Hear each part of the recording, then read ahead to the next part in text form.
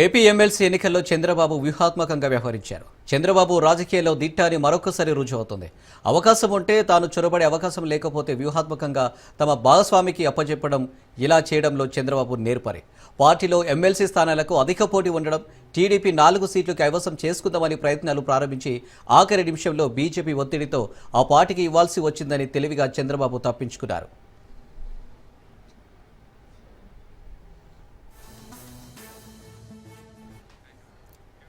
5 MLC స్థానాల్లో 1 స్థానం జనసేనకి ఇవ్వగా మరో 4 స్థానాల్లో తమ అభ్యర్థులను ఏకగ్రీవంగా చేద్దామని టీడీపీ భావించింది.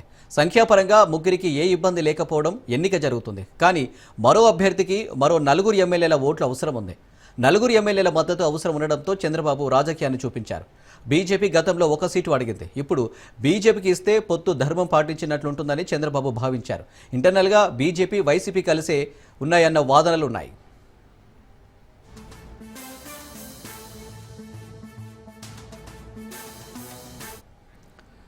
ఇక బీజేపీకి ఎమ్మెల్సీ ఇస్తే వైసీపీ అభ్యర్థిని నిలబెట్టదు. టీడీపీ అభ్యర్థి పోటీలో ఉంటే వైసీపీ ఖచ్చితంగా అభ్యర్థిని బరిలోకి దింపుతుంది. టీడీపీ పోటీ చేసే వైసీపీ ఎమ్మెల్యేలకు హామీలు ఇవ్వడం, పార్టీలో చేర్చుకోవడం చేయాల్సి ఉంటుంది.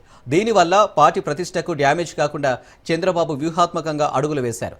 1 స్థానం బీజేపీకి ఇవ్వడం ద్వారా వైసీపీ బరిలో లేకుండా చేయడం, అందులోనూ వైసీపీ అనుకూలవాదిగా పేరున్న సోము వీర్రాజుకు ఇస్తే ప్లాన్ వర్కౌట్ అవుతుందని భావించిన చంద్రబాబు వ్యూహాన్ని అమలు చేశాడు.